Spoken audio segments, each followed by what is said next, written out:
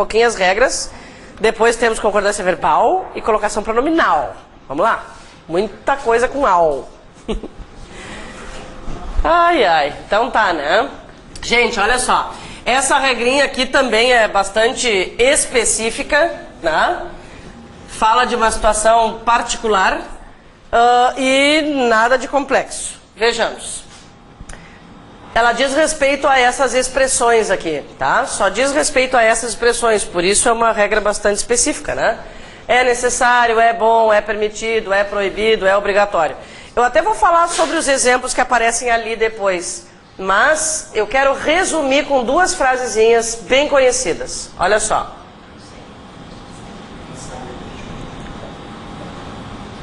Gente, essa frase aqui comparada a essa outra. Depois a gente fala sobre os exemplos que aparecem ali, tá? Muito bem. As duas formas são corretas. Quando eu for usar essas expressões, é proibido, é necessário, é bom, é permitido, eu devo observar o seguinte: se o substantivo a quem elas se referem, né? Porque, gente, proibido, necessário, permitido, obrigatório, são todas essas palavras são adjetivos, né? Então, teoricamente, concordariam com o substantivo. Atenção, atenção, olha só. Como elas são adjetivos, o padrão seria concordar com o substantivo. Acontece que nós estamos falando de uma regra especial, então não vale querer usar a regra geral. Existe uma situação particular para, né, as frases em que essas construções aparecem. Então, o negócio é o seguinte. Vou procurar o substantivo a quem elas se referem. Se o substantivo não estiver determinado, o que é determinar um substantivo? É usar alguma palavra que determine o seu gênero, né? Não existe um artigo, não existe um pronome, aquelas 4 palavrinhas que concordam com o substantivo. Não existe artigo, pronome, numeral ou adjetivo avisando que a palavra entrada é feminina. Então, as expressões é proibido, é necessário, é bom, é permitido, ficam invariáveis. É proibido entrada. Agora, comparando com a próxima frase. Eu tenho a palavra entrada antecedida de um determinante. Este determinante avisa que ela é feminina e o adjetivo concorda com esta palavra feminina. Então, resumindo, ou eu vou usar, né, o determinante e flexionar o adjetivo, ou nenhuma das duas coisas acontece. Fala, Anjo. No primeiro exemplo, se colocarmos entrada na frente de é proibido, a frase está colocada? Sim, não importa a ordem, né? Se eu inverter a ordem, mantenho o mesmo padrão. Entrada é proibido, porque na verdade entrada é o sujeito e é proibido é o predicado, né?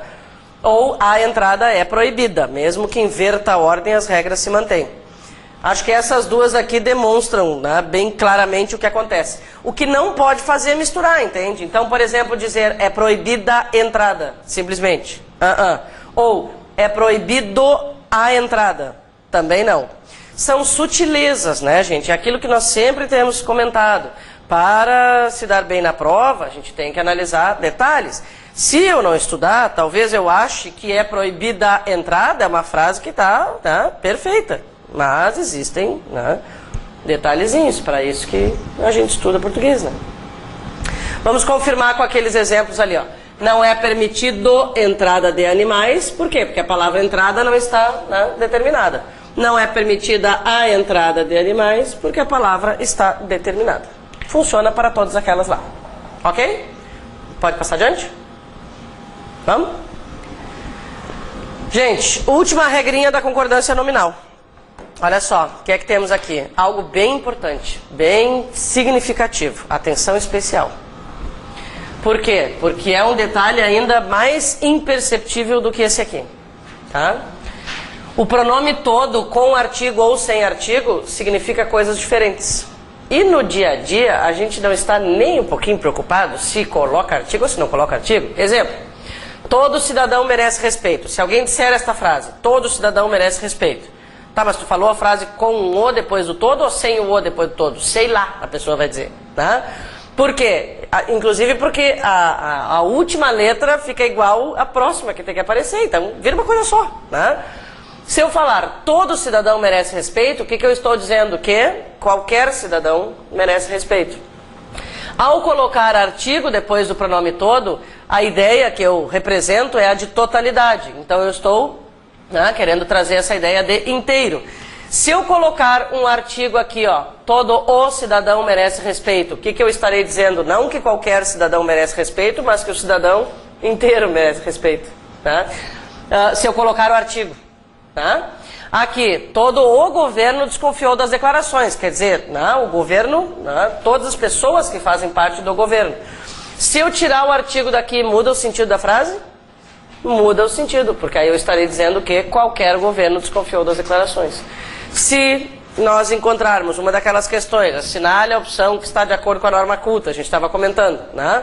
E me aparece ali, todo governo desconfiou das declarações, né? Então, é um detalhe assim que deve nos preocupar. Na linguagem coloquial, não faz a menor diferença, né? Mas numa prova faz toda a diferença. Tá bom, então olha só.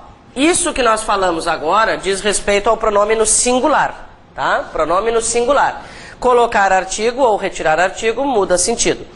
Outras provas, né, outras bancas cobram como isso aqui, propondo supressões ou inclusões das palavras. Né? Se suprimirmos a palavra, trocaremos o sentido. Ou, né, se inserirmos o artigo, se também vai provocar mudança de sentido. Mas no caso da fundação, a frase provavelmente esteja pronta e eu tenho que analisar se certo ou errada. Né? No caso do pronome todos, no plural, todos ou todas, o que é que acontece, gente? O artigo é obrigatório. Ponto final. Então, atenção. Recebemos o pagamento de todos os participantes do congresso, tá? Se eu tirar isso aqui, eu estou mudando o sentido da frase? Não. O que eu estou fazendo? Escrevendo uma frase errada. Só isso. Então, no singular, né, tirar ou colocar o artigo vai mudar o sentido. No plural, o artigo é obrigatório. Então quer dizer que escrever recebemos o pagamento de todos os participantes é uma frase errada? Incrivelmente sim. Né? E dificilmente. Incrivelmente. E esse pronome no plural, né, acompanhado do seu artigo, tem o mesmo significado que o inteiro. Falar todo o governo, né, desconfiou das declarações, pode ser o mesmo que todos os participantes do governo, né, todos os componentes do governo desconfiaram das declarações. Se refere à totalidade também. Certo? Então, vamos para o exercício. Depois a gente começa a concordância verbal. Gente, olha o que eu achei ali para a concordância verbal. Pois é, ficou apagadinho. É seja. Seja um profissional liberal em pouco tempo. Tenha a sua independência financeira. Deve ser um curso que é uma beleza, né? Deve ser um fenômeno. Já pensou que vergonha, né? Impede para alguém olhar antes de fazer um folheto desse para entregar para todo mundo, né? Boa pergunta, boa pergunta. Será que não pediu? Pois é. Nunca tinha pensado nisso. Então vamos lá. Exercício. Utilize as palavras entre parênteses, flexionando-as se necessário. Muito bem. Letra A. Gente, nós vimos alguma regra especial ali para a palavra possível? Não, né? Então, ela é um adjetivo. Ela é uma característica de alguém, né? De alguma coisa. Então, concordarei com o substantivo. Ele tornou possíveis todos os meus sonhos. Ele tornou os meus sonhos possíveis, né? Então tá. Letra B. Não vieram todos os pedidos, com o artigo. Não vieram todos os pedidos. Obrigatório, com o nome plural, com o pronome no plural. Todos ou todas, sempre com artigo. É determinação, né, morfológica, gramatical. Letra C. A palavra é bastante, que a gente vai usar ali. Para facilitar, basta colocar a palavrinha muito, né? Nós vamos dizer muito alunos não acreditavam ou muitos alunos? Muitos alunos. Se muitos ficou no plural, bastantes fica no plural. Então, bastantes alunos não acreditavam que existisse esse plural. É, né? Fala, amor. Hã? Tudo certo? Bastantes alunos. Experimenta falar isso para alguém. Experimenta dizer hoje, assim, quando chegar em casa, assim, ai, hoje eu aprendi bastantes coisas na aula. Vão te olhar e vão dizer, bah, tô vendo. Vai lá e cancela agora esse curso. Eu me incomodei feio uma vez com essa palavra aqui. Um pai de um aluno, há muitos anos, né, que era jornalista, resolveu que essa palavra não existia e foi ao colégio brigar comigo lá. A palavra bastantes no plural, né? Que o aluno, eu dei esse exemplo, assim, de chegar em casa e diz isso, o guri falou. E daí o pai se revoltou, que bastantes não existia, que não sei o que, foi ao colégio, aí a gente sentou na biblioteca, a gente sentou lá, né? Eu disse, olha senhor, o senhor tem que dar uma revisada na gramática. Pois é, mas, enfim, mas deu tudo certo. Tá bom, letra D. Faz 2h30. Faz 2h30 que ela chegou. Por que 2h30? 2 horas mais metade da próxima hora, né? Letra E, considerei algumas observações meio maldosas. Um pouco maldosas. Letra F, é necessário muita paciência ou é necessária muita paciência? Necessária muita paciência, porque, gente, neste caso o determinante é a palavra muita, que está funcionando como adjetivo. Qualquer palavrinha que indicar o gênero da próxima está valendo, né? É necessária muita paciência. Letra G, são cada vez menos os políticos confiáveis. Decidiu-se que ficaria assegurada a herdeira a posse dos bens. Que é que vai ficar assegurada? A posse. A posse dos bens, né, fica assegurada à herdeira. Letra I. Tiveram paciência e coragem extraordinária ou extraordinárias. As duas são femininas nesse caso, né? Se eu quiser que só a coragem seja extraordinária, deixo no singular. As duas extraordinárias. Letra J. Não me importo que ele faça quaisquer comentários. Essa frase só teve a intenção de lembrar que essa palavra, né, tem o plural inusitado. É a única palavra em português cujo plural... Ai, que bonito conseguir usar um cujo. É a única palavra cujo plural é indicado lá no meio. Isso não acontece com qualquer outra, né? E às vezes a gente esquece que ela é flexionável, né? Tá bom, letra L. Senhor deputado, Vossa Excelência é muito estimado, que é o deputado. Ele é menino, né? As expressões de tratamento é que parecem todas femininas, né? Mas lembra, a gente até comentou, nós vamos lidar com elas como palavras sem gênero. Por isso, inclusive, não ocorre crase antes de expressões de tratamento. Por mais que as expressões sejam femininas, né, as outras palavras que funcionam como adjetivos vão concordar com o sexo da pessoa com quem a gente está falando. Isso, vossa, quando estamos falando diretamente. Por isso eu especifiquei senhor deputado ali, né? Senhor deputado, Vossa Excelência, estou falando com ele, né? É muito estimado. Letra M, elas mesmas providenciaram os atestados. Aqui eu só quis lembrar a possibilidade de a palavra mesmas ser usada como sinônimo de próprias, né? Elas mesmas no sentido de elas próprias, né? Elas próprias providenciaram os atestados. É uma palavra para enfatizar, né? Em qualquer profissão é necessário perseverança. Em qualquer profissão é necessário perseverança. Eu não entendi por que esse aqui não concorda O necessário? com a perseverança. Porque não existe o a, por exemplo. Ou não existe qualquer palavra antes da perseverança. Olha só. Não existe artigo, não existe um adjetivo. Compara essa letra N com a letra F. F. No caso da F, muita avisou que paciência é feminina. Por isso que a gente concordou. No caso da N, não existe uma palavrinha avisando que a perseverança é feminina.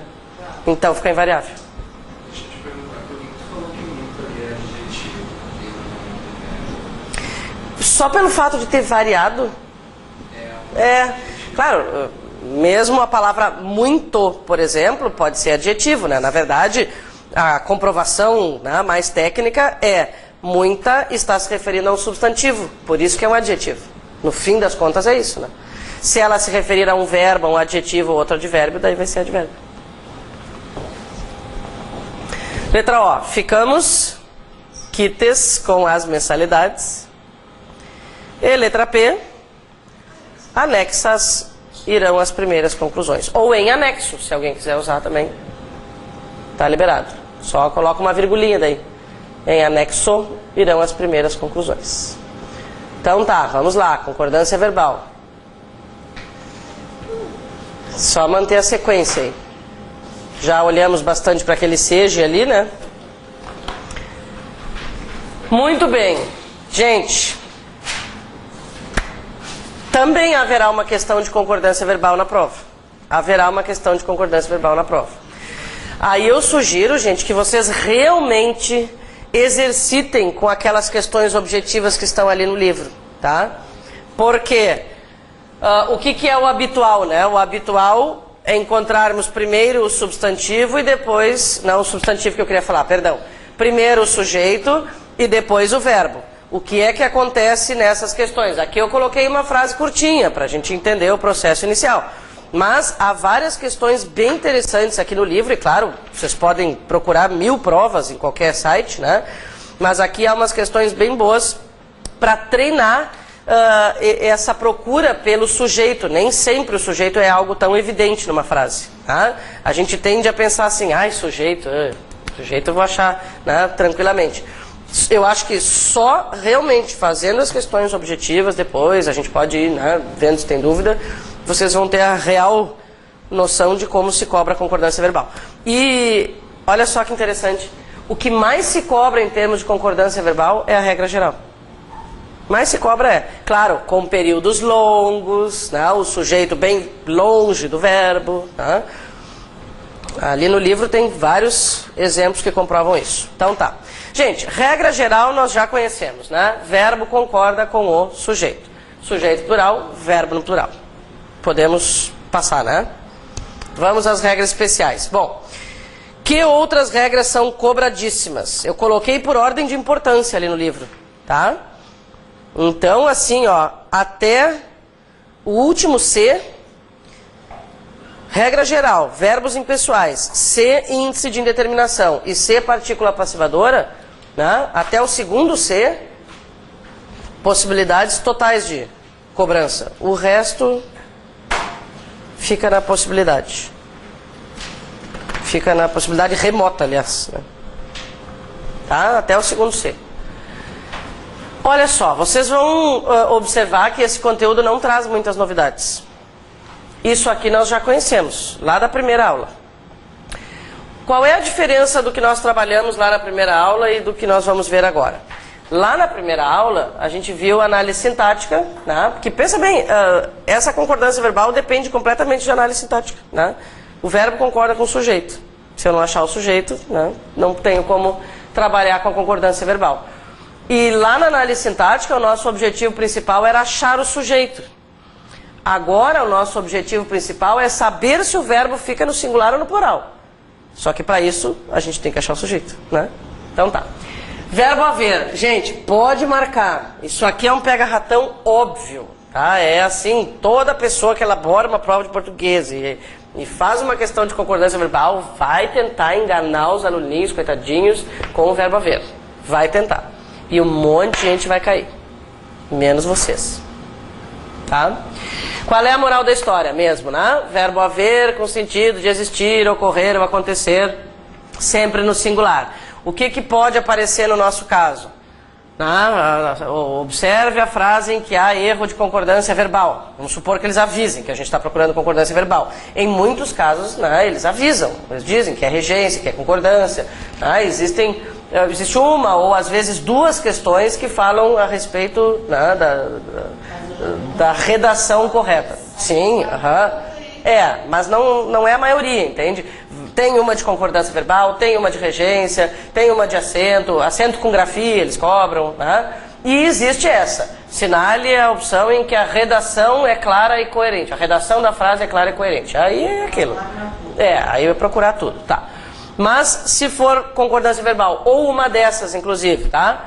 Naquela época houveram vários casos de epidemia. Gente, uma coisa é o fato de nós falarmos sobre a regra. Outra coisa é ler uma frase com o verbo no plural e se ligar que aquilo ali é problemático, né? Então, atenção com o verbo haver. Quando ele aparece, é sempre um momento importante, tá? Bom, por que o verbo fica no singular? Isso faz sentido, faz sentido. Qual é o sujeito dessa frase? Inexistente. Se o sujeito é inexistente, faz sentido que o verbo fique no singular. O verbo concorda com o sujeito, só que o sujeito não existe. Então, ele fica ali em estado de repouso, digamos assim, né? Tá. Aqui, um lembrete a respeito do verbo haver indicando o tempo decorrido, né? Tempo passado. E aqui, gente, lembretezinho de locução verbal. Numa locução verbal, o último verbo é que manda, o auxiliar segue a regra dele. Por isso, hoje vai haver palestras e não hoje vão haver palestras. Tudo tranquilo? Então tá. Verbo fazer, indicando tempo decorrido. Na verdade, não é tempo decorrido, gente. Olha, isso aqui pode riscar, é indicando tempo. Pode ser futuro. Não sei até se não fomos nós que comentamos. Isso, Exatamente. Pode ser futuro. Então isso aí já está desatualizado. Indicando tempo cronológico ou fenômeno meteorológico, né? Então, amanhã, aqui o exemplo é futuro, inclusive, né? Amanhã fará 2 anos que comecei a faculdade, e não amanhã farão 2 anos. Mesma coisa, gente. Ó, dessa primeira oração, quem é o sujeito? Inexistente. Bom, como o sujeito é inexistente, o verbo fica no singular. Numa locução verbal, o processo é exatamente o mesmo. Vai fazer, né?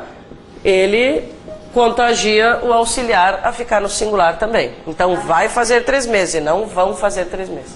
Na ocasião, se falasse um exemplo, enredo, teatro, que parecia que era pretérito, mas não era. Tá complicado isso.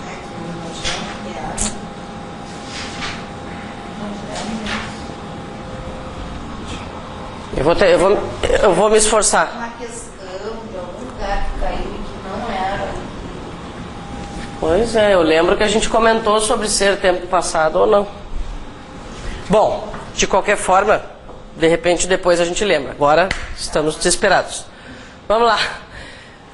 Gente, verbos que indicam fenômenos da natureza também são verbos impessoais. Bom, do que nós estamos falando, né? De que nós estamos falando? Lembrando, estamos falando sobre verbos impessoais.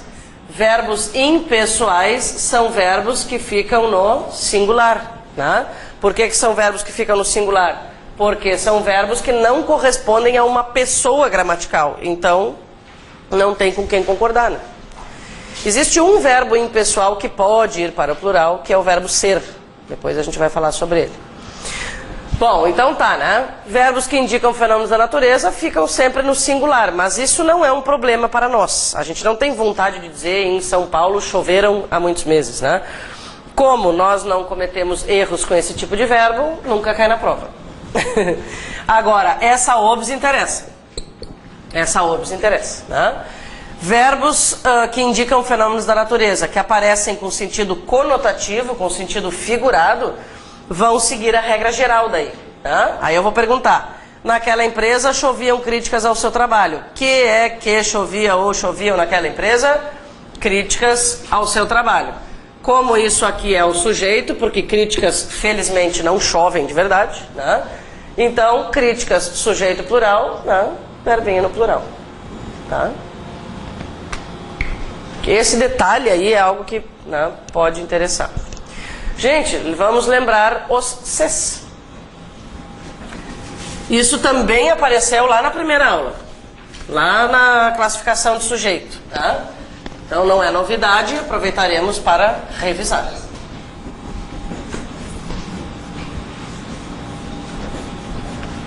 Então tá bom. Nós tínhamos feito até um resuminho assim, ó. Lembram?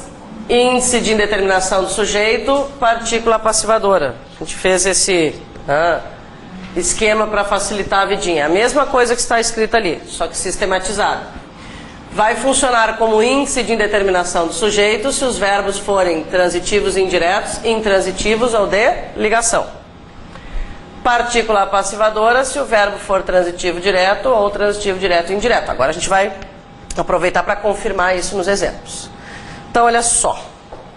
Desconfiava-se daqueles resultados. Para eu saber se aquele C é uma partícula, né, ou um índice, o que eu vou buscar? Eu vou buscar a transitividade do verbo. Neste primeiro caso aqui, temos um exemplo de verbo transitivo e indireto. Quem desconfia, desconfia de alguma coisa. Gente, o que se faz muito na prova é assim, ó, algo assim, ó.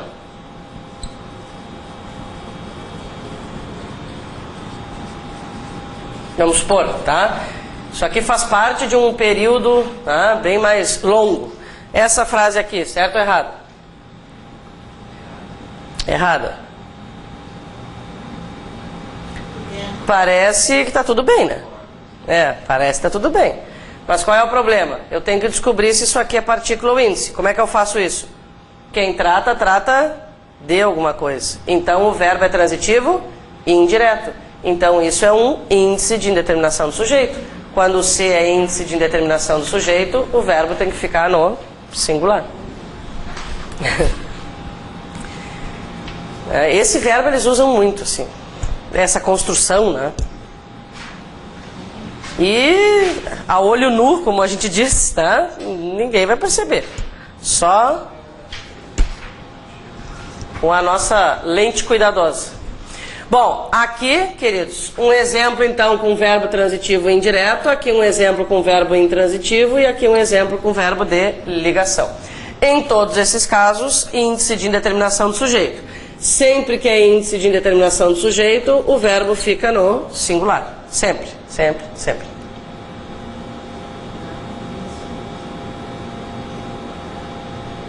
E se fosse aqui, precisa-se de ajudantes? Ficaria do mesmo jeito a frase? O verbo. Por quê? Porque o sujeito é indeterminado, né? Quem é que desconfiava daqueles resultados? Sei lá, alguém, qualquer, né? O sujeito não apareceu. Pode passar? Por essas aqui eu estou, né, passando um pouco mais rapidamente, porque não são novidades assim, né? Ó, tá aí, partícula passivadora de novo, né? O que nos interessa agora, né? Agora não nos interessa tanto o sujeito, assim, como foco principal, digamos, né? Não tanto o sujeito e não tanto o C. Mas, o que nos interessa? Se o verbo fica no singular ou no plural. Mas para decidir se ele fica no singular ou no plural, o que eu tenho que achar? O sujeito, né? Então, está tudo interligado. Aceitam-se todos os cartões de crédito, todos os cartões de crédito são aceitos. Como é que eu vou fazer para eliminar a possibilidade de ser índice de indeterminação? O verbo aceitar, quem aceita, aceita alguma coisa. Então ele não é transitivo indireto, nem intransitivo, nem de ligação. E aí eu tento fazer a transformação. Gente, essa transformação que nós fazemos tem um nome. Agora nós podemos falar o nome. Isso aqui é uma frase na voz passiva sintética. Quando nós falamos todos os cartões de crédito são aceitos, o que é que a gente fez? Nós transformamos em passiva analítica, né? É isso que a gente fez desde a primeira aula. Se a sintética puder virar analítica, quer dizer que tem sujeito na frase e que o verbo deve concordar com esse sujeito. Certinho? Então tá, agora acho que aparecem algumas novidades. Ah não, nem isso aí é novidade. Esse é o único verbo impessoal que pode ir para o plural. Por quê? Porque ele apresenta uma regra especial de concordância verbal. Qual é a regra especial de concordância verbal? Olha só. Não existe sujeito, mas ele concorda com quem? Com a expressão numérica. Então, a gente já sabe disso, né? Já são 9 horas, né? É 1 hora, é 1h10, é 1h25, são 2, são 10, né? São 21h50. Tá, e gente, por favor, né? Para abreviar hora assim, né? Nada de S, H, R, S, não sei o que. E se forem 9 e 10? 9H, 10 min. Sem pontinho, sem nada. Sim. Tá? Daí você só nota Assim, se tu quiseres mesmo, né, ser fiel à regra, colocar com o min. Mas deixar só o 9 e 10 ainda é melhor do que aquela coisa bizarra assim, né? Síndrome de relógio digital daí, né? Peraí. Que vendo? Enfim. Hoje são 10 de abril. Hoje são 25, né? Hoje são 25. Estranho são, né? A gente tem vontade de falar, hoje é 25. Cuidado. Ou hoje é dia 25, né?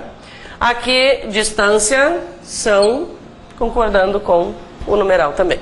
Sem novidades. Agora aparecem novidades. Fala, querido. Esse tempo não faz escrito daqui, lá, e não daqui até lá. Tá certo, separado. Daqui lá? Daqui lá são 5 quilômetros mais perto. Sem o até. Não, daqui até lá. Daqui ao local tal, por exemplo. No caso de lá, o A não serve, né? Mas daqui até lá. Num texto informal, tudo bem, né? Numa dissertação, não. Tu vais usar a preposição. É de algum lugar, porque o que é o daqui? É o de mais aqui, né? De aqui até lá. De segunda a sexta ou de segunda até sexta. Muito bem, gente, ainda estamos falando sobre o verbo ser. Tá? Deixa eu resumir uma coisinha aqui, ó. O verbo ser apresenta dois conjuntos de regras, né? O verbo ser como impessoal, nós já vimos. O que é o verbo ser impessoal? É aquele que indica a hora, data ou distância. Resolvido. Tá. O verbo ser pode também, né, aparecer como verbo pessoal. O que é um verbo pessoal? É um verbo que corresponde a uma pessoa gramatical, que corresponde a um sujeito, né? Nesse caso aqui, nós já estamos falando sobre o verbo pessoal. Bom, olha só. Expressões que indicam quantidade. Acho que nessa frase percebemos claramente como o verbo no plural ficaria esquisito, né? 2 semanas são pouco para ficarmos juntos. De que estamos falando? Agora estamos falando especificamente sobre expressões que indicam quantidade. Expressões formadas com o verbo ser que indicam quantidade.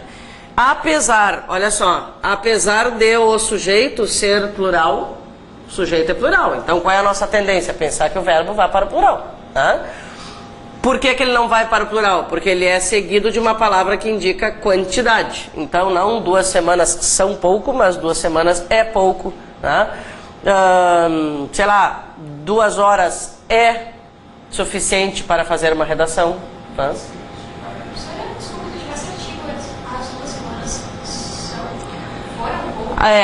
Daí a gente vai... Aí tu estás determinando a palavra, né? Aí a gente vai aplicar algumas palavras no plural. O pouco fica esquisito, né? As 2 semanas são suficientes. Daí se tu tiveres o artigo, as 2 semanas são poucas, não ficou bom. As 2 semanas são suficientes, né? Seria considerado inadequado, né? Suficientes pode, mas são poucas, não. Fica um sentido ambíguo, inclusive. Naqueles... Agora, nunca sei como me referir àquilo. Sabe aqueles objetos que há no banheiro para puxar a toalhinha de papel? Por que eu poderia dizer naqueles suportes? Naqueles suportes, né, em que a gente vai puxar a folhinha lá para secar a mão, quando elas existem, claro. Muitas vezes está escrito assim, 2 folhas é suficiente para secar as mãos. E na maioria dos casos está escrito no plural, na verdade. Esse é um exemplo em que nós colocaríamos o verbo no singular. 2 folhas é suficiente para secar as mãos, e não 2 folhas são suficientes. Mas eu tenho uma notícia para vocês. Essa regra não é valorizada, tá? Ela não é algo assim que mude a vida das pessoas, tá? Isso aqui sim faz sentido. É meio esquisito, mas são regras que né? Fazem sentido assim a gente trabalhar. Eu vou resumir isso aqui em esquemas, em regrinhas, tá? Mais simples. E vou falar algumas coisas estranhas, mas eu não enlouqueci, tá? Então é assim, ó. Nós vamos analisar os termos que formam essas frases em dois aspectos. Ou esses termos serão classificados como coisas ou como pessoas, né? A gente já falou sobre isso na regência verbal. Então é assim, ó, se não é pessoa, é coisa, tá? Vamos combinar o seguinte. Lá na frase, a velhice seriam apenas recordações? Velhice é pessoa? Não, então é coisa, tá? Então eu estou somando uma coisa. Gente, estamos falando ainda sobre o verbo ser. Agora sobre o verbo ser pessoal, ok? Agora a gente vai resolver o verbo ser pessoal. Então eu estou somando uma coisa, estou usando o verbo ser para somar uma coisa com outra coisa. Tudo bem? Então tá. Eu somei uma coisa com outra coisa. Quando eu somar duas coisas, necessariamente o verbo deve concordar com a coisa plural. Por que isso, gente? Olha só essa frase. A velhice seriam apenas recordações? Pela regra geral, nós concordaríamos o verbo com o sujeito. São frases assim um pouco mais reflexivas, um pouco mais filosóficas até, né? Não é uma frase que tu saia por aí caminhando pela Andradas falando, né? São frases mais literárias até, tá? Então, se eu com o verbo ser, qual é a característica, né, da regra? Com o verbo ser, eu estou somando um sujeito e um predicativo, necessariamente, tá? Quem vem depois do verbo ser é um predicativo. Então tá, com o verbo ser, eu somei uma coisa com outra coisa. A dúvida será, com quem eu concordo? Não importa a posição em que esteja a coisa plural, é com ela que eu vou concordar. Então, a velhice seriam apenas recordações? Se nós invertêssemos a ordem dessa frase, mudaria a concordância? Não. Nós diríamos apenas recordações seriam a velhice. Quer ver uma frase que nós escutamos, eu não sei se ela é muito velha, que nós escutamos, né, muitas vezes, uma frase muito animadora, assim, quando tu tá lá no fundo do poço, vem alguém e te diz essa frase: é, meu filho, nem tudo são flores. Ela é muito antiga ou vocês conhecem? Conhece? Tá. Essa frase, gente, que é mais familiar, eu acho que é a única familiar dessa, né, que tem essa estrutura, essa frase usa a regra da concordância com a coisa plural. Olha só, tudo, coisa singular. Flores, coisa plural. Por que a gente fala nem tudo são flores e não diz nem tudo é flores? Justamente em função da regrinha, né? A gente está concordando com a coisa plural. Se invertermos a ordem, tudo na mesma. Concordo com a coisa plural. Eu vou dizer assim, ó, o problema são as questões difíceis. O problema são as questões difíceis, não o problema é as questões difíceis, né? As questões difíceis são o problema. É um tipo de concordância que pode... depende da ordem. Se eu disser as questões difíceis são o problema, o sujeito são as questões difíceis. Por acaso... O problema são as questões difíceis. Uhum. É o problema, sujeito? Aí não. Sim, nesse caso o problema passou a ser sujeito. As questões difíceis passaram a ser predicativo. Só pela ordem, né? Se eu criar frases com sentido, vamos escrever isso. Se eu criar frases com sentido, só a posição vai determinar quem é sujeito e quem é predicativo. O problema são as questões difíceis. Nessa frase, quem é o sujeito? O problema. Quem é o predicado? Difíceis. Quem é o predicativo? As questões difíceis. Se eu inverter a ordem, as questões difíceis são o problema. Quem é o sujeito? As questões difíceis. Quem é o predicativo? O problema. Mesmo que isso não seja a coisa mais convincente do mundo. Mas é. Só a posição. Concordei com a coisa plural. Não importa se ela é predicativo, não importa se ela é sujeito. Tudo bem? Então tá. Na dúvida, lembrem dessa frase animadora, né? Agora, gente, o que nós temos? Soma de coisa mais pessoa ou pessoa mais coisa. Vocês mesmos podem me dizer que regra nós vamos seguir. Se eu tenho uma pessoa e uma coisa, com quem eu devo concordar será? Com a pessoa, claro. Faz sentido, né? Ó, os filhos são a preocupação dela. Não importa se os filhos, né, a coisa plural, desculpa. Não importa se os filhos, que representam aqui a pessoa, estão funcionando como sujeito ou como predicativo. O que interessa é filho, coisa plural, ficou terrível. Tadinho dos filhinhos. Não importa se os filhos, né, que representam a pessoa, estão na posição de sujeito ou de predicativo. Se invertêssemos a ordem aqui, como ficaria? Como ficaria invertendo a ordem? A preocupação dela são os filhos. Então tá. Somando duas coisas, concorda com a coisa plural. Somando coisa mais pessoa, concorda com a pessoa. Fechou? Vamos adiante. Gente, isso aqui é uma sutileza também, algo bem simples de entender, tá? Não precisava nem de regra, eu acho. Quer ver? Vamos direto para o exemplo. Gramado ou Canela são ótimos locais para visitar. A gente está falando a respeito de sujeito composto ligado pelo nexo ou em vez de ligado pelo nexo e. Quando usamos o nexo e, não há dúvidas de que o verbo vai para o plural. Normal. Com o nexo ou podem acontecer coisas diferentes. Se Gramado for um ótimo local para visitar, Canela necessariamente deixa de ser um ótimo local para visitar? Não. Então, o verbo concorda com Canela, que é um ótimo local para visitar, e concorda com Gramado, que é um ótimo local para visitar. Tá? No exemplo seguinte, vocês perceberão claramente a diferença. Inter ou Grêmio, dá para dizer serão os vencedores? Não, né? Existe exclusão de um dos núcleos. Nesse caso, ou o Grêmio ou o Inter, cada um escolhe o seu, né? Será o vencedor do campeonato. Por isso o verbo fica no singular. Porque ele concorda com um. Aqui ele está concordando com os dois núcleos. Aqui ele está concordando com apenas um. Faz sentido, né? Eu acho. Por isso que eu comentei que, na verdade, acho que nem precisaria funcionar como regra isso, né? A gente só chama atenção, na verdade, né? Isso aqui é importante, tá, gente? Isso aqui é importante. Olha só. Pronomes relativos que e quem usados para enfatizar uma informação. Vamos ao exemplo, né, e depois a gente parte para a regra. Fui eu que cheguei primeiro. Gente, eu vou tirar duas palavras dessa frase e vocês vão me dizer se a retirada dessas duas frases abalou sintaticamente a informação. Não. Isso significa o quê?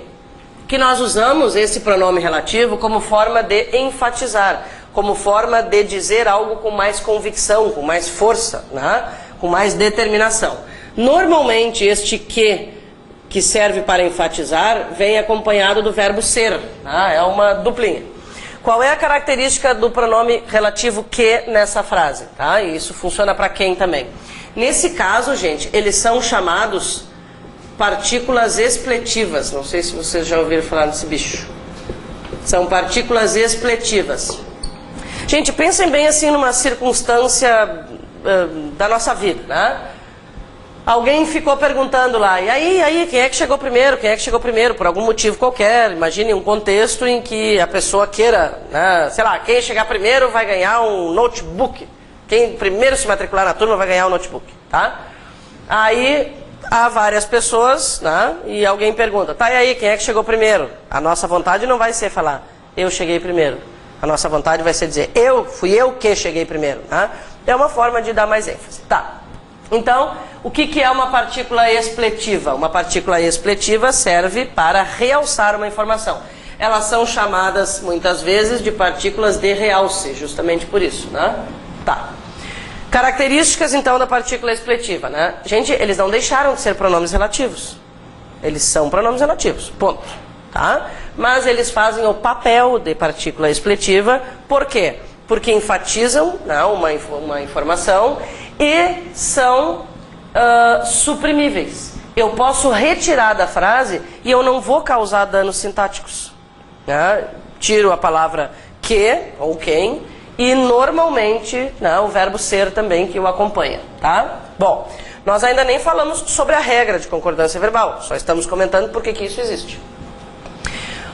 Uma coisinha importante também, gente, é a concordância desse verbo aqui. Não é o que as provas cobram, tá? Mas para o dia a dia isso é importante. fui eu que cheguei primeiro e não foi eu que cheguei primeiro, por exemplo. Volta e meia a gente escuta alguém, ai, foi eu que fiz tal coisa, né? Não. O verbo concorda com o pronome. Então, fui eu, foste tu, foi ele, fomos nós, né? Mas nada disso é o que as provas cobram. Agora vamos lá. O que interessa? É o verbo que vem depois do pronome, tá?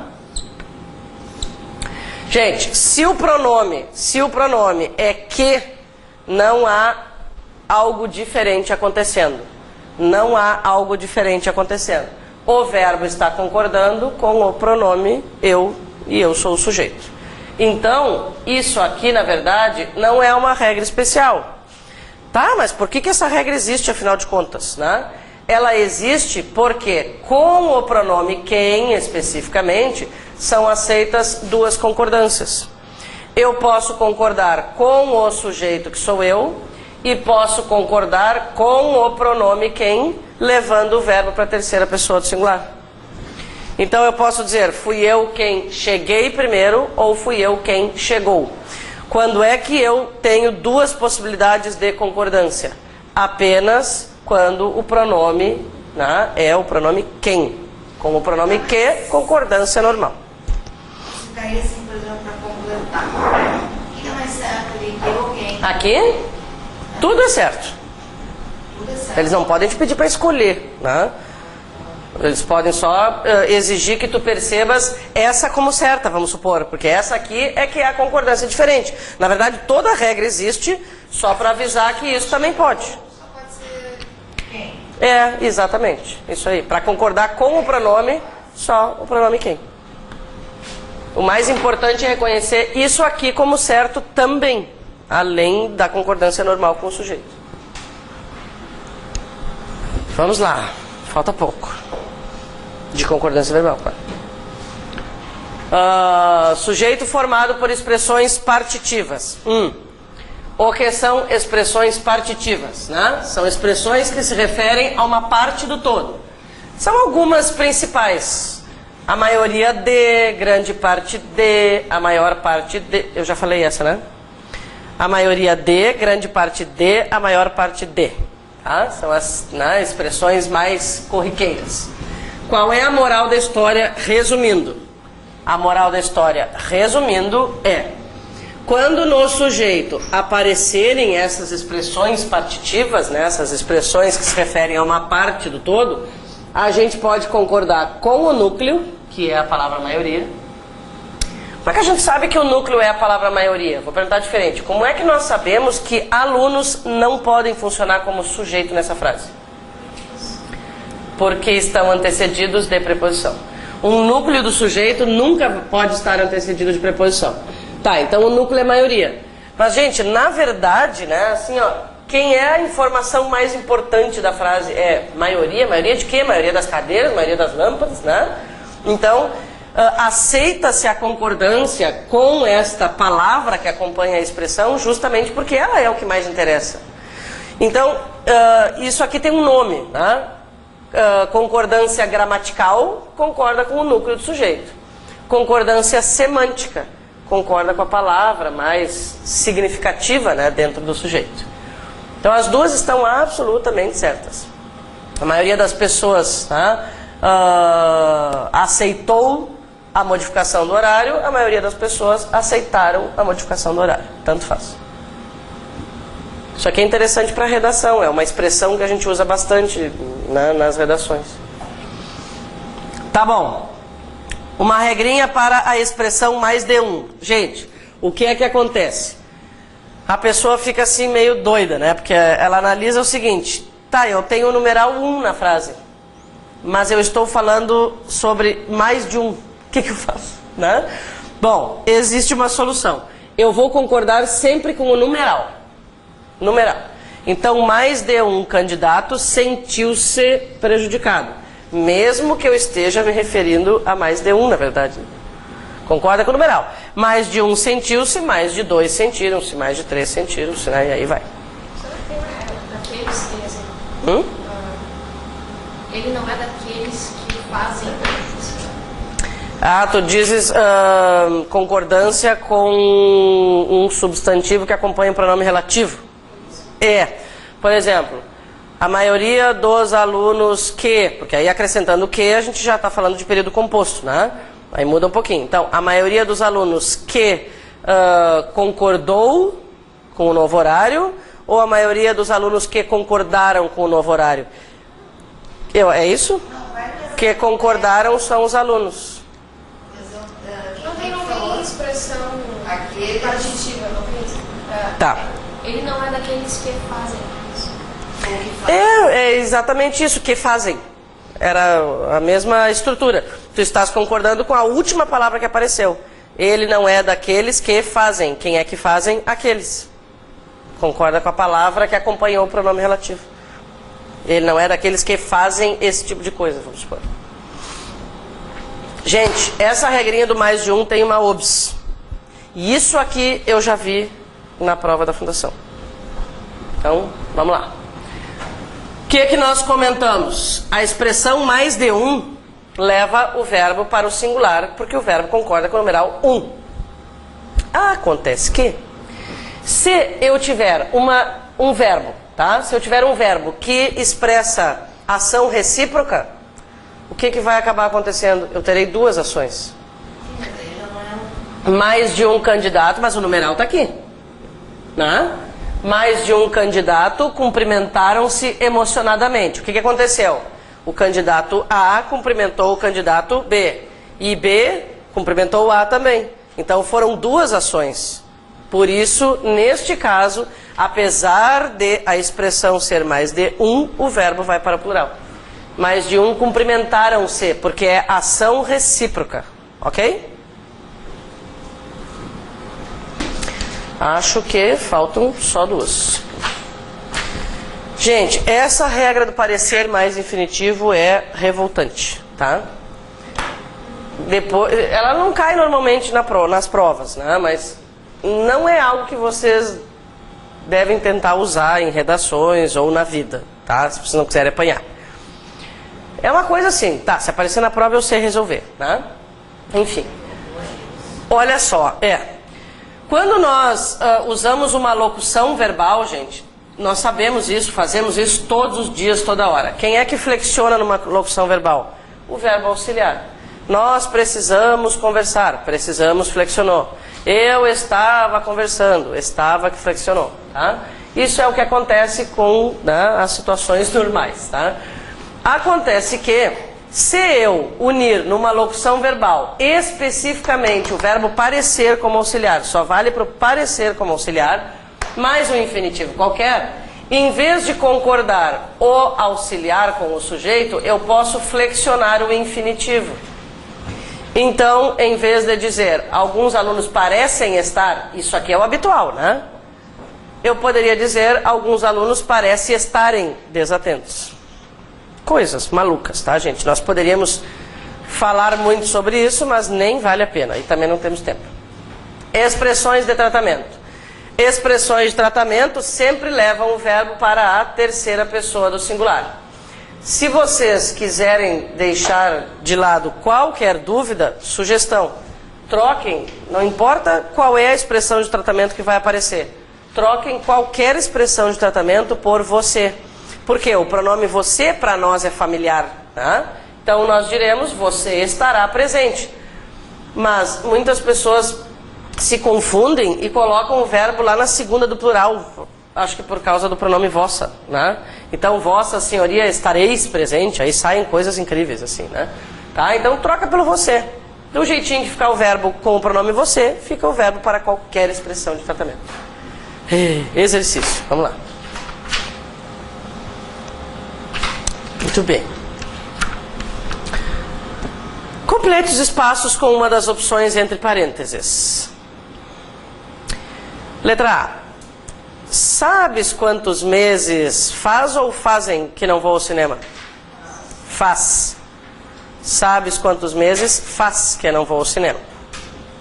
Pois hoje está fazendo ou estão fazendo 2 meses e meio? Está fazendo. Locução verbal, está fazendo. O verbo fazer indica tempo, o auxiliar segue a regra dele. Está fazendo 2 meses. Letra B. Mantém-se todas as proposições iniciais. Todas as proposições iniciais são mantidas. Portanto, acento agudo ou circunflexo? Circunflexo.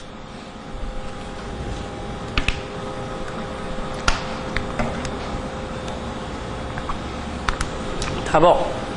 Letra C. Fui eu quem intervim ou interveio. Como o pronome é quem... Gente, aqui eu já vou dando as respostas por motivos óbvios, né? Como o pronome é quem, nós podemos aplicar as duas formas. Se eu quiser concordar com o sujeito, né, intervim.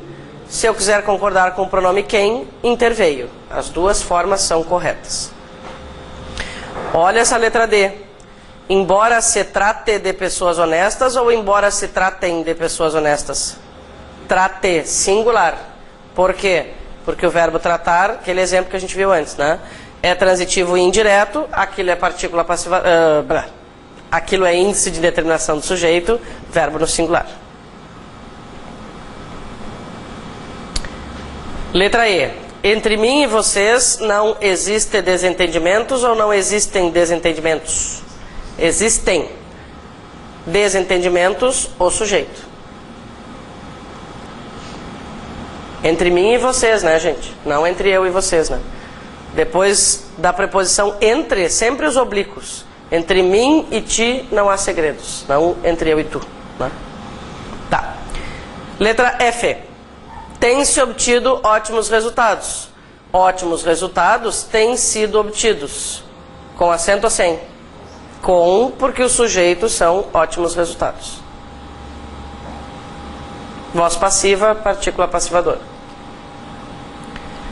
Caso haja novidades ou hajam novidades? Haja, singular, verbo haver com sentido de existir. Caso ocorra novidades ou ocorram novidades? Ocorram, agora plural, e o sujeito é a palavra novidades. No caso da letra G não tem sujeito. No caso da letra H, o sujeito é a palavra novidades. 2 horas... aí não tem dúvida, até porque a palavra suficiente já está no singular ali, né? Não fui muito espertinho ali. 2 horas é suficiente. Eu tenho que bolar uma frase melhor. 2 horas é suficiente. Desculpa, qual é a regra disso? É aquela do verbo ser com a palavra que indica a quantidade. É suficiente, é pouco, é bastante. Letra J. Aquele presidente foi ou foram as esperanças do povo? Foi, por quê? Presidente, pessoa. Esperanças, coisa. Concordo com a pessoa. Como a pessoa é singular, o verbo fica no singular. Aquele presidente foi as esperanças do povo. Letra L. Grande parte dos convidados passou ou passaram mal? Tanto faz. Pode pode concordar com parte ou com convidados. Expressão partitiva. Isso aí.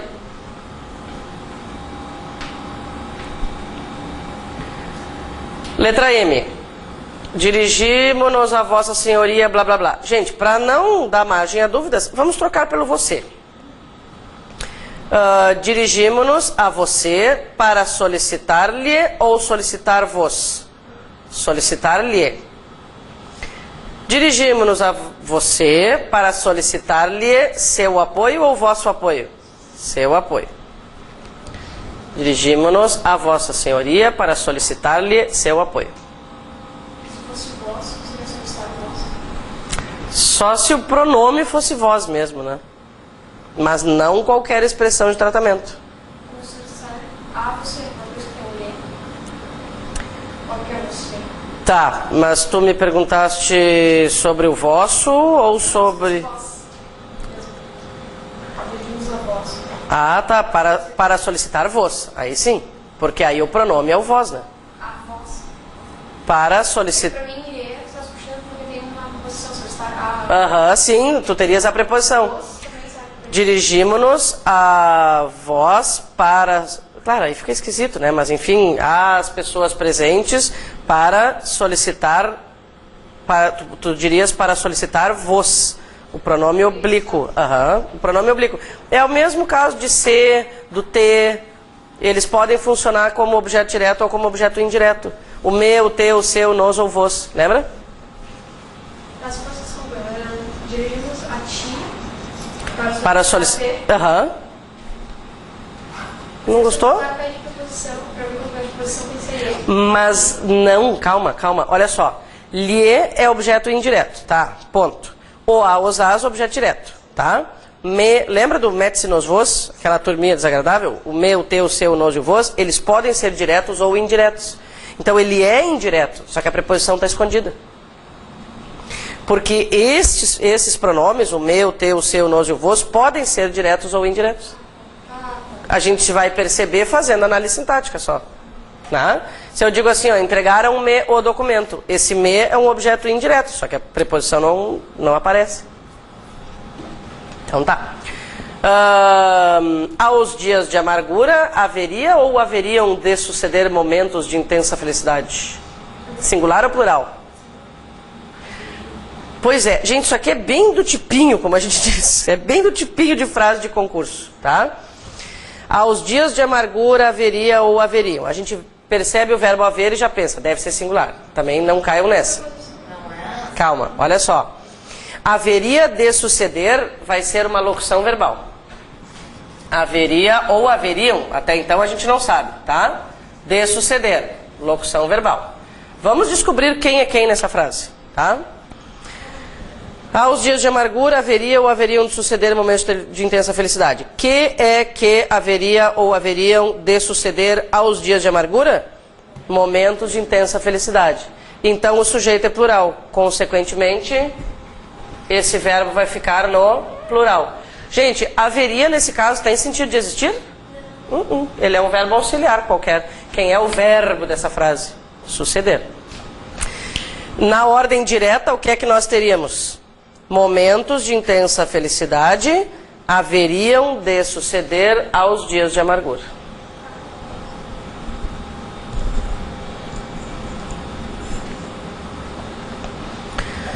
Tá bom.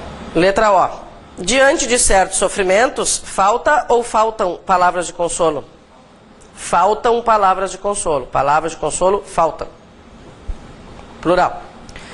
Cada vez mais me causa pânico ou me causam pânico essas concentrações de massa? Causam, plural. Essas concentrações de massa causam pânico cada vez mais. Ó, aquele me ali é um objeto indireto. Essas concentrações causam o quê? Pânico a quem? A mim. É isso. Então tá, gente, vamos aproveitar os minutinhos que temos para ver as regrinhas mais importantes de colocação pronominal. Vamos lá? E, sinceramente, assim, ó, claro que se nós tivéssemos... Eu acho que fica depois dos verbos ali. Depois das vozes, inclusive. Se tivéssemos bem mais tempo, seria maravilhoso. Mas eu quero dizer o seguinte. As regras mais importantes dizem respeito à próclise. Então, pelo menos isso a gente vai garantir. Vamos lá. Tudo bem? Coitadinhos.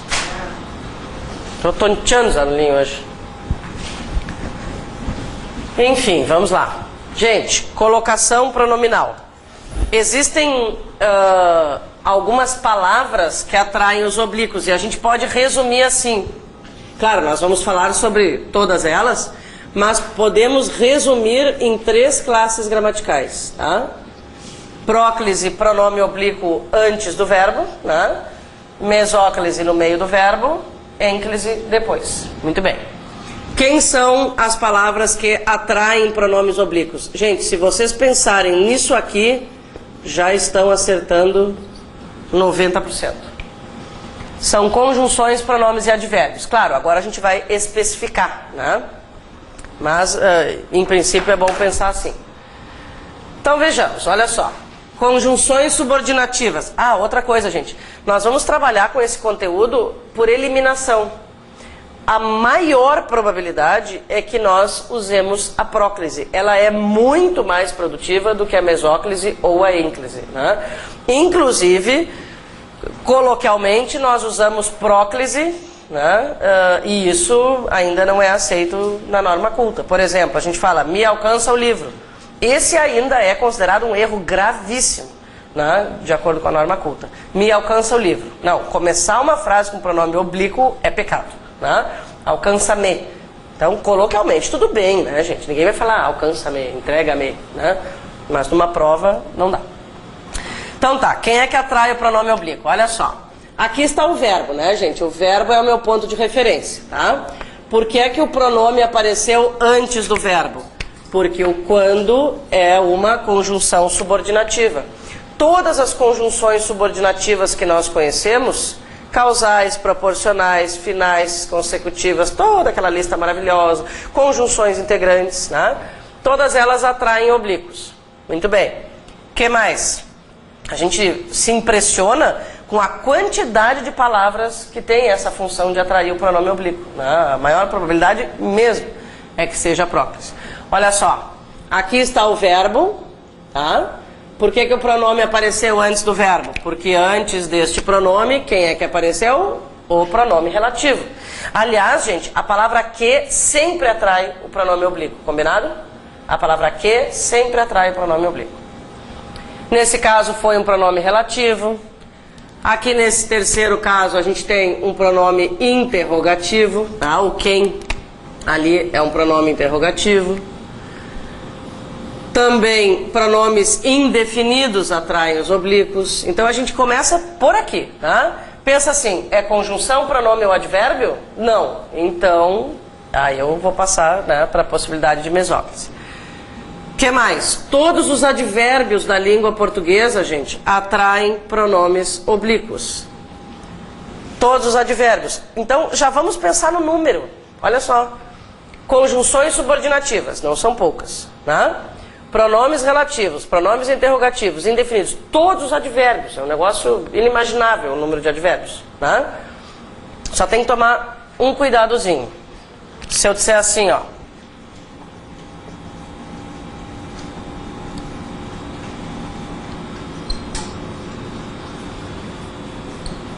Bom, eu vou colocar uma vírgula, porque ontem à tarde, afinal de contas, é o adjunto adverbial deslocado, tá? Isso aqui tá certo? Não. Depois de uma vírgula, eu também nunca posso usar um pronome oblíquo como se fosse início de uma oração. Então, vem pra cá. Tá? Vírgula também não permite, né, que a gente use. A próclise. O que mais? Pronomes pessoais, formas de tratamento, não, você, vossa senhoria, enfim, toda aquela turma. E palavrinhas pequenininhas. Gente, até aqui, ó, vem as regras importantes, tá? Nesse caso, o que é que nós temos? Um pronome pessoal. Tá aqui o verbo, o pronome apareceu antes, por quê? Porque temos um pronome pessoal.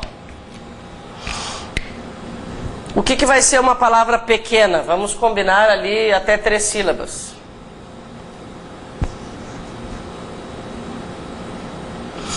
Tá, eu não vou comentar sobre esses 2 últimos exemplos para dar prioridade a outras regrinhas, tá?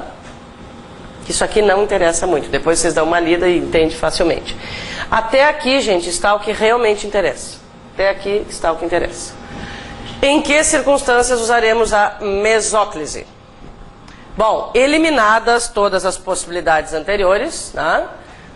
Vamos analisar aqui os 2 exemplos. O presidente sentir-se-á honrado com a homenagem, né? O que que eu tenho? Palavra anterior não é uma conjunção, um pronome ou um advérbio e nem uma palavrinha pequena.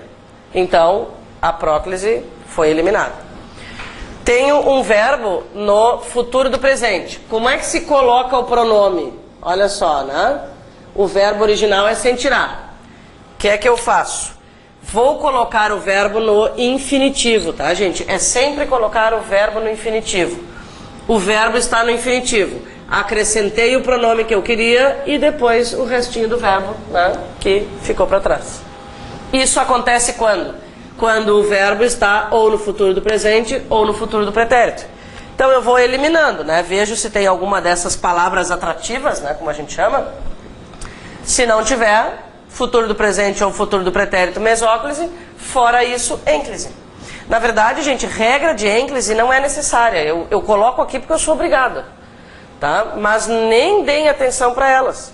Se vocês souberem, né, com segurança, aquelas classes gramaticais que atraem os oblíquos, lembrarem que futuro do presente ou futuro do pretérito representam a mesóclise, a ênclise é uma consequência natural. É a última possibilidade. Tem só mais uma coisinha que eu queria falar. Aí nós vamos embora. Gente, diz respeito à colocação pronominal com locuções verbais. Um detalhe eu quero comentar, tá? Porque isso, volta e meia, aparece. Olha só, quando a gente tem locução verbal, que possibilidades existem, né? Auxiliar mais infinitivo, auxiliar mais gerúndio, auxiliar mais particípio. A minha OBS diz respeito a algo que não pode acontecer quando a locução verbal é formada com particípio.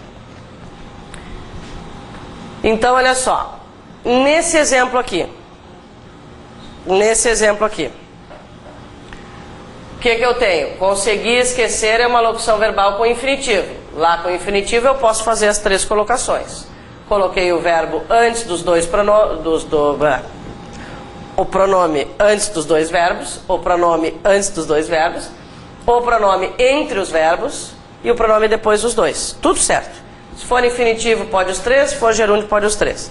Se for particípio eu não posso usar ênclise. Então, vou colocar um exemplo aqui para ficar bem claro, tá? Isso aqui é que eles cobram, ó.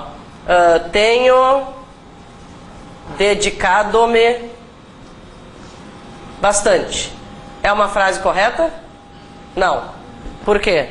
Porque a forma nominal é particípio e não aceita a ênclise.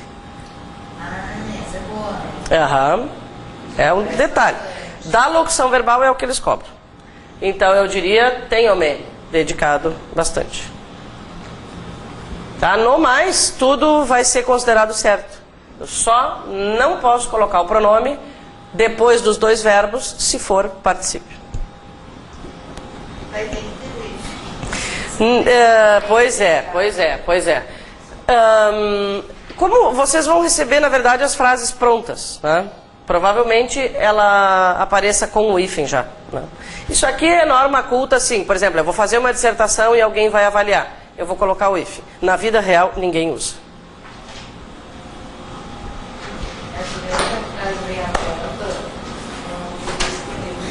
Ah, por causa do hífen. Ah, não, ele. É bom saber que ele pode aparecer. É. Meus queridos, perdão pela correria de hoje, mas enfim, né, conseguimos fazer mais ou menos uma limonada desse limão, né? E como vocês sabem, redações podem ser entregues enquanto tivermos possibilidade, né? A gente vai se comunicando. Qualquer coisa é só escrever, manda e-mail, tá? Se precisar de alguma coisa. E no mais, boas provas. E façam bonito lá, por favor, né?